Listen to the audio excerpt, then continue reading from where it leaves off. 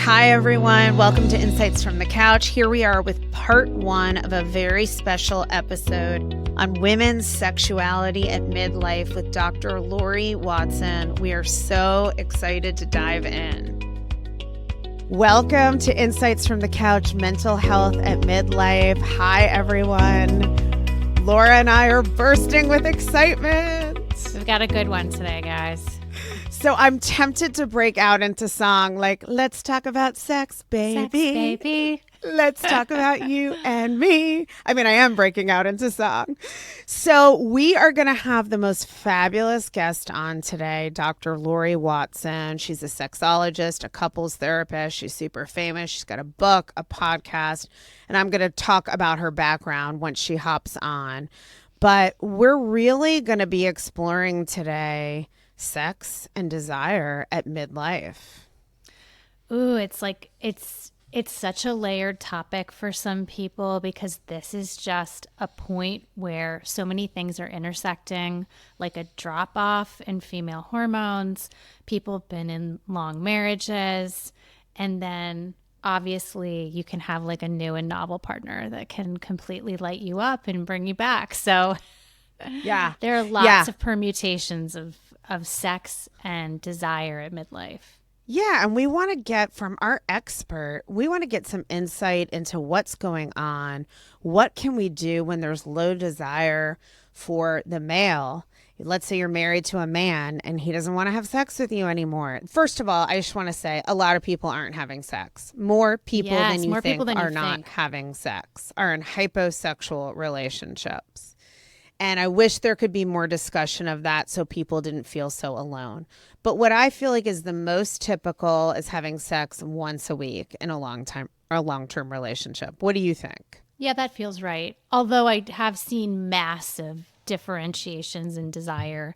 I've had men come in and say like, I could have sex with my partner 3 times a day, which makes me cringe, but 3 times a day. Yeah, no, sorry. That stage of my life has ended. Or they want it daily. They could really use it daily. Oh. And if that's not on the table, like every other day or every third day. Oh, yeah. Like there's very high desire, and it's a big need of some male partners. Totally. My husband would have sex every day if that were on the table. I think my husband would too if it were. Yeah.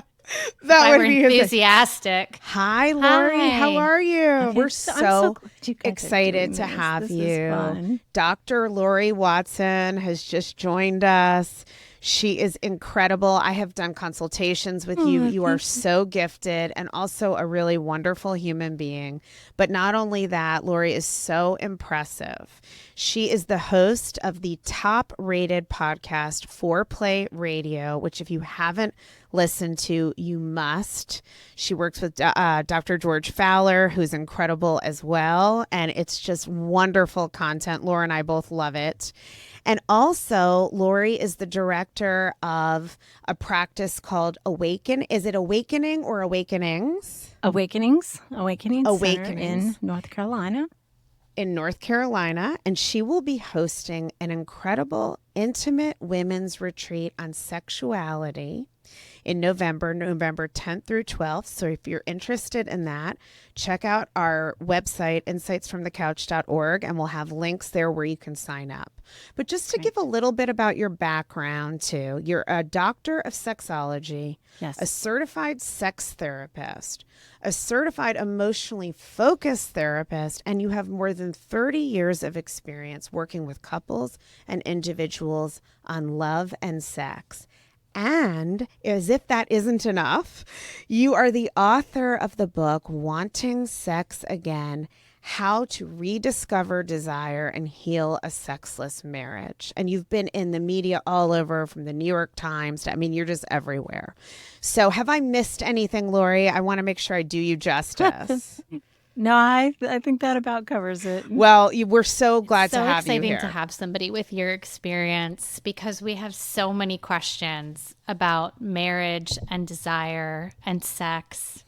And can we just start with and Colette and I, we understand there's no such thing as the word normal. Normal is so relative. But what's normal for long marriages and sex? Yeah. like, what is the average? We were coming up with like once a week for sex, but what do you see as somebody who's seeing this all the time? Well, first of all, I think that many times the sexual attachment in a long-term marriage gets squeezed and pressured by many of the demands, stressors, the emotional part of the relationship. But I really believe that what is normal is for us to continue to have an erotic connection with our partner for the rest of our lives. If that boils down to frequency, people always ask, what's the most frequent, or what is the frequency for married couples in a long-term relationship? And I think there's been studies, I don't think it's official, but lots of polls, and it turns out it's about twice a week. Oh, wow. Yeah. So that's really, when you think about it, not that much time. That's maybe one time that is, a longer lovemaking session where her body has the time to get aroused and it's a relaxed moment. My husband and me, it's Saturday morning, but we are now empty nesters, so that works. Yeah. And, maybe it's one time in the middle of the week with a vibrator and a quickie just to stay physically connected.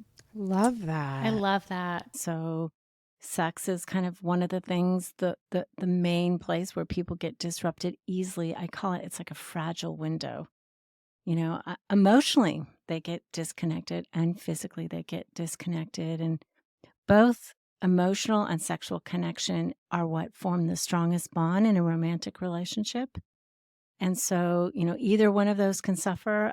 I think it's the rare couple who comes in who has emotional disruption and they say, but, we're hot in bed. And I will say I've had a few of those couples who say, this is our repair mechanism. We know that we can get together in bed and kind of things get better that way.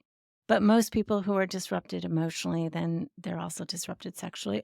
And it can start the other way. They can be disrupted sexually, which disrupts their emotional connection. Maybe, Laurie, I could ask for our listeners, what do you say to a woman who has a husband who doesn't want to have sex with her? How do you even begin to tackle that? Yeah. It's not, I think, our culture thinks it's the woman who doesn't want to have sex most of the time. Yeah. But quite frankly, I would say 25% of my practice is the female who wants sex more frequently than their male partner, who is generally both a sexual and an emotional withdrawer.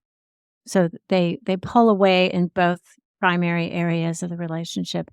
And it's amazingly frustrating. And I have on my podcast talk a lot about that. I'm married to a man who has been a sexual withdrawer and an emotional withdrawer. And so I've kind of struggled with this for many, many years. And we have struggled together with it to try to understand what is happening. And, I think there are many reasons. I think, I'll shortcut you first to, I think, my husband's case. He grew up in a childhood that it was difficult to be exuberant. Exuberance was squashed.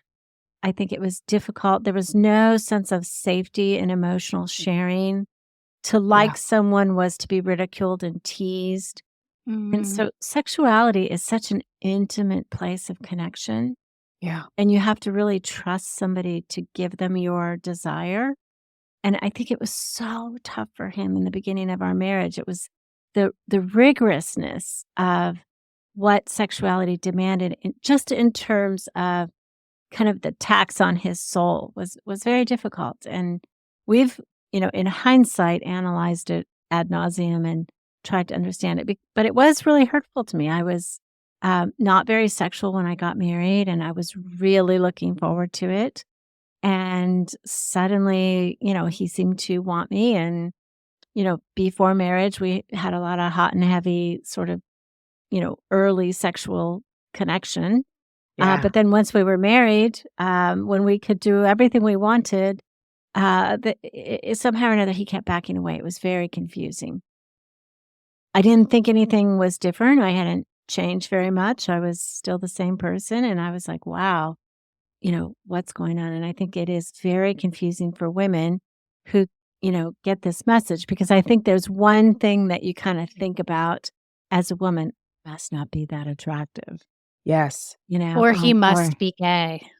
or maybe he's gay, or maybe he's cheating, Yep. or maybe, maybe he's masturbating to porn and he's filled up and he doesn't want me. He'd rather have those porn women. I mean, your mind just kind of goes crazy. And I would say sometimes those things are true, right? Sometimes a partner is having an affair. Sometimes they are not attracted to you. Sometimes they do substitute porn, which I think is a more avoidant strategy. I cannot trust a person with my sexual needs. And so I resort to using porn and literally taking sex into my own hands and taking care of myself in that way. I mean, I think a lot of times for men too, it can be performance problems. They actually do have desire for their partner, but maybe their body has stopped working, or they have premature ejaculation, or they have erectile dysfunction, or they have delayed ejaculation, or they have problems and they don't know how to talk about it. So rather than resolving the sexual dysfunction, they disconnect sexually. Yeah. And she's kind of left like, what's happening here? I frequently see the erectile dysfunction problem correlating in menopause, right when maybe her beauty is waning. She starts to feel insecure. There's so many messages, right, about youth is everything, youth is beautiful, and her partner has ED, and then he pulls away, and she's thinking, okay, he doesn't think I'm attractive anymore. And couples don't talk about this. They don't have methods to talk about this. And so it compounds on the inside, right? We're telling ourselves toxic messages. We're beginning to feel deep rejection. Maybe we're not good enough. Yeah. And then who can talk about those things, right? We know in the work that we do that it is possible, and that deep sharing actually heals so many of these problems and reconnects people. And there is hope to do this. But I think it's super problem. So the first thing I would say to her is kind of, how old is he? Certainly men have physiological problems. They do have testosterone that drops, but it drops very, very slowly compared to a woman who in menopause, her hormones drop precipitously. And a man, his testosterone actually does decline, but very slowly. So if it's a sudden problem, that's kind of worrisome. It's like, okay, let's figure this out. Is it a performance problem? Is it that he has waning testosterone? One of the things I know to check for testosterone differences is, does he have morning erections? Right. If he has morning erections, he's probably doesn't have low testosterone. If he's looking at porn and masturbating regularly, he doesn't have low testosterone because he has desire. Right. And maybe she doesn't know, right? She may not know if he's masturbating.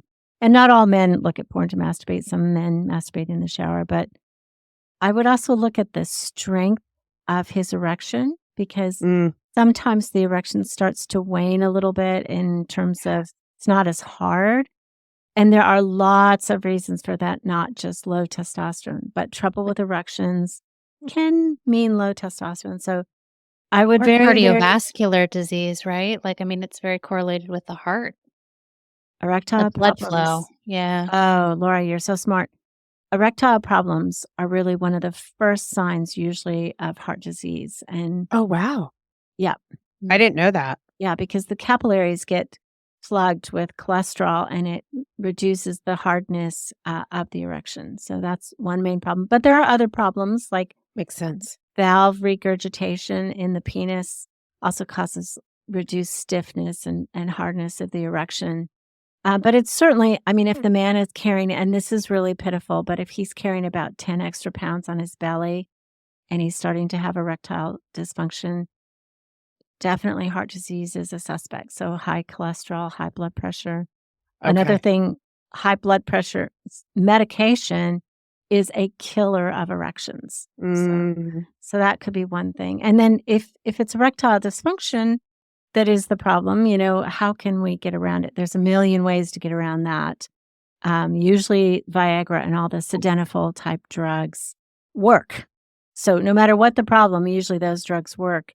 But men are anxious about their erections, and so they won't Yes. take it, or they play games with themselves. Maybe I won't need it tonight, and they don't tell their partner, "Hey, I'm not taking it tonight," and she doesn't know what's happening. Okay, so let's just say start with physiological issues. Could it be testosterone? Could it be a sexual dysfunction so that they're not working in the way that they used to, or they've Right. become anxious? Those are big ones. Mhm. I might also talk about stress. I mean, I think as women, we have a concept in our culture that says men always want it. They want it all the time. Yes, we And, do. I mean, some men get stressed out and they put energy into work or other issues, or maybe they have big family problems. I think you're mostly talking to menopausal women, so this is the time when our parents are failing. Sometimes we're having to take care of parents or make decisions for parents. All of that is very stressful. So stress could be a Right. main one. I think a very sudden drop in sexual desire from a partner is a concern, so I do kind of wonder, well, is there somebody else? Yep. But there's usually accompanying signs with that. It's not like, it just stops. But all the things, coming in late, business trips that seem to last longer. I mean, there's just kind of a sense, and I don't want to put that fear into people who that might not be happening, but it's certainly something to think about. Yeah, and it does happen. I mean, And it I does know happen. for me personally, I was in a long-term relationship with someone who had sex addiction problems, Yeah. and Mhm. I did not know about it for years. No, and I don't want to put fear into anybody's mind either, because this is not, necessarily the most common of issues, but Mhm. there weren't other signs. In fact, the only real sign was that the sex started to drop off. And eventually, a partner who had been very interested in me sexually for a long time suddenly wasn't interested in me sexually at all. And there were definitely morning erections, and, it wasn't a low T thing. And I think those physiological things were ruled out. But of course, the addiction was being protected. So whenever I would ask, what's going on? And I would just get stonewalled. And it devastated my sense of self and self-esteem long before I even knew there was any infidelity. It was really hard on me. It's so painful. First of all, infidelity is painful. But I Right. think the lying and covering of their tracks, and the many times that the partner suspects and asks, and they get from an attachment figure, their person that they trust, that says, Right. "No, no, no, that's not happening. You're crazy." We begin to wonder, am I crazy? Exactly. Yeah. And that is one of the real devastating parts of an affair, is the person you trust, who is your person, is suddenly saying things that are lies. And, all of us kind of tell ourselves that it can't be happening because this person would tell me the truth. They always tell me the truth. And so it's like suddenly the world, you're standing on quicksand. It's like Ugh. everything I believed in is changed, and I'm being sucked down into this terribleness, right? So, yeah, Exactly. I mean, I definitely think changes like that need to be investigated. Just as I'm listening to you talk, like, I just love how open you are about sex. Like, I just all of a sudden feel a whole layer of relaxed. Like, I'm with somebody who knows all the different issues with sex and has normalized them and is willing to, like, unpack them. Do Yeah. your client, I mean, I'm imagining that if the issues are these kind of, I wouldn't call it low level, but obvious blocks like health issues, or, like, people are willing to explore and really get deep. Mm. But what happens when you get to that layer where it's like avoidant, self protective strategies, the people who really don't feel safe having sex with a person or being like that emotionally vulnerable? Like, how hard is it to get I into that stuff? I love that you're saying that, because sex is so difficult. And yeah, I think many people tell me, "Wow, we wish we had come sooner to see you. It's so much easier to talk about it than we ever imagined." But there are blocks inside. There are certainly blocks between us and our partner, right? There are things that are happening relationally that block us from free-flowing sexual connection. And there are blocks inside. There are also blocks culturally. I think, Right.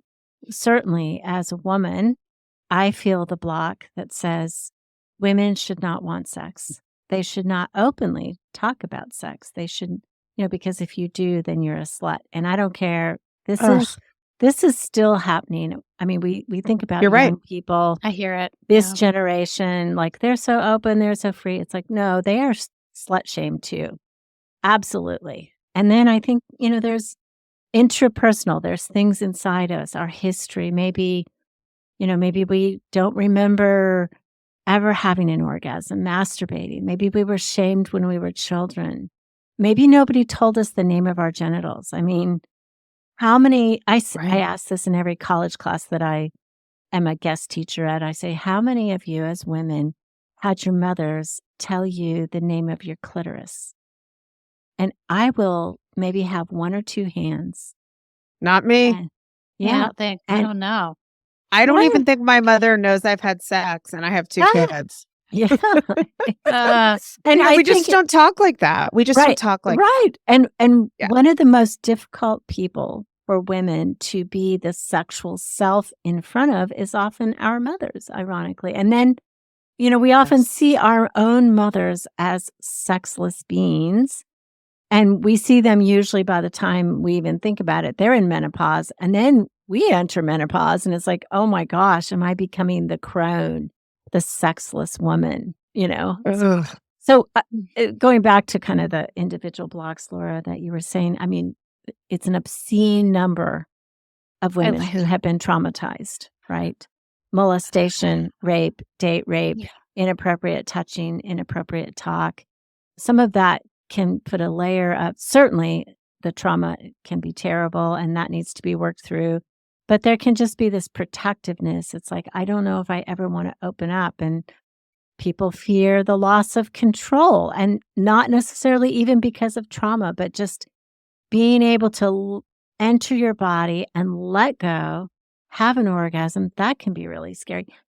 Some women have never had orgasms. They don't know how to do it. And I mean, there's so much inside. I kind of think, though, I believe intrinsically that sexuality is a life force.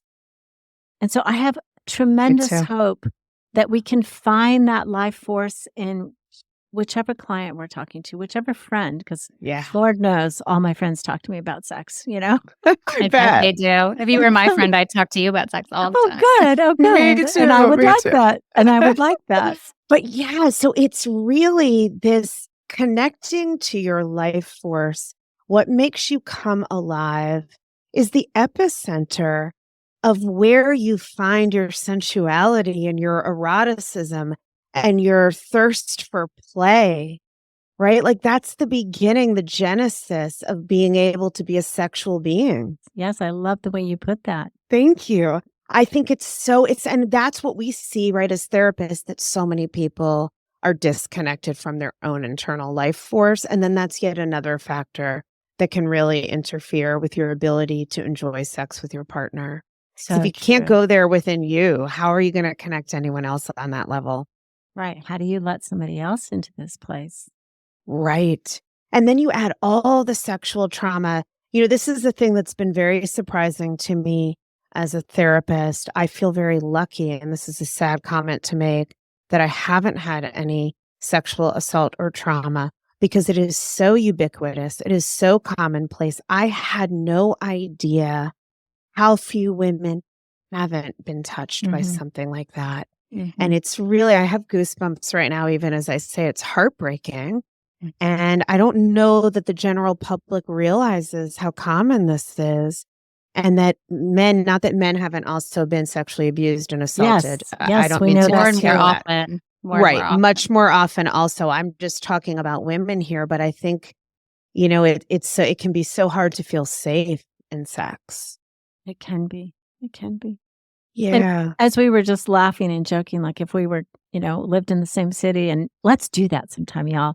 But, get together and talk about sex. And that to me was something very natural growing up. I had girlfriends that I talked to explicitly about sex. It was my girlfriends who talked me through, how do you give a blowjob? I mean, we were all we were all young, and that just, I thought that was common. I thought that's what girlfriends did. They all talked about sex. And of course, I've realized that I was kind of one in a million to have that set of friends. And most young women don't have girlfriends that they're talking to about this. They're not talking to their mothers. Maybe their first encounter is with a partner and they don't know anything. Right. And one more pressure, I think, is pornography is also pressuring women. Yes. For performance. This is what I should look like when I'm having sex. I should make all these noises. I should be this enthusiastic. I should do this. My genitals should look like this because female genitalia is standardized in porn. So women feel bad about their genitals. And I mean, you just think about your first sexual encounter and maybe you have seen porn and you're like, okay, I don't even have the opportunity to experience and feel what is happening to me and my body. I can't pause and take it in because I'm supposed to be acting. Oh, yes. Oh my God. Yes. I mean, my virginity, it's just kind of a funny thing. I went to an all girls Catholic school. And so we were really wired to think we should not have sex, but we did everything else. I mean, somehow blowjobs were just not sex. Everything but. And then we were all so proud of our virginity. There were only one or two girls who had lost it. One of them got pregnant and it was a traumatic ordeal. So all of a sudden, a couple weeks before my high school graduation, I just decided, well, it's not cool to graduate a virgin. I just flipped and I decided I'm going to do this. And my approach was a night that my parents were out of the house. I got a handle of vodka. I mean, this is so romantic, right? And I announced to my high school boyfriend of a long time, I said, we're finally going to do it. And he was like, are you serious? Like, I thought this day would never come. And I'm like, yep, let's do some shots and get down to business. So we did like 4 shots of vodka straight. And then I'm like, let's go. And it for me, obviously, it wasn't that physically gratifying. It's the first time.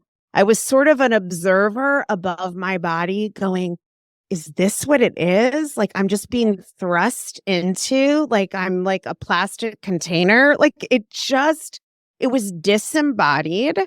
I was a little bit curious about it, but there was no pleasure. And I had absolutely no idea what I was doing, but I did moan and pose and make all the noises and perform like I was so into it because I wanted to be this like sexy beast, but none of it was about anything other than performance and like what I should be doing as an 18-year-old woman. Colette, that's actually, and sounds really it's not even, it does sound really sad, right? For you, for your experience, but also not the worst thing because you actually were doing it with a guy that you liked, that you had some level of trust with. You were in your own home. There were some elements of that were better than lots.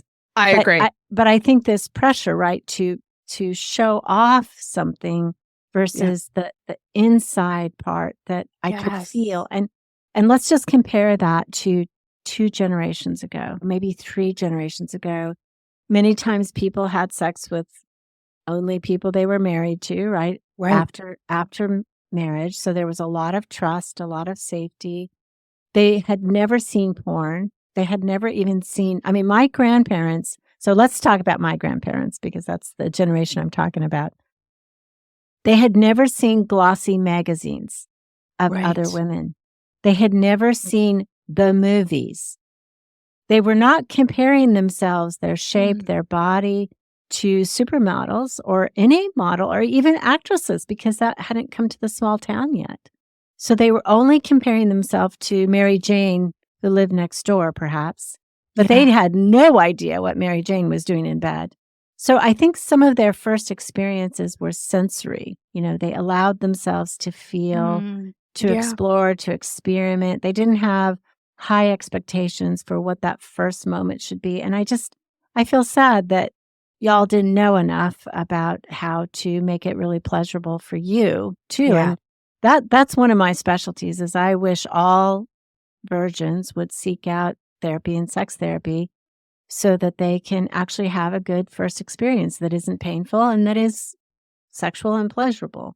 Ah, 'Cause- I love that. yes. But the thing that occurs to me about Colette's example is like the anesthetization. Like, let's do 4 shots, which I think there are a lot of women who still do this today. Like, Yeah. I've got to get a little buzzed to get a little space from my own body, and that it Yeah. is so performative. And this Yeah. generation, more than any other, is 100% performing and doing what they think they ought to do. And getting connected to your own body and like actually being in your own sensory experience is not so common. No. I love what you're saying. The anesthetizing that we, do sometimes because we're so anxious and maybe the discharging of virginity versus the entering a lovemaking experience. I got to get over this. Thanks so much for listening. This is To Be Continued. Tune in next week on Wednesday for part 2 of our very special episode on women and sexuality at midlife with Dr. Laurie Watson. We're going to dive into so much more. See you then.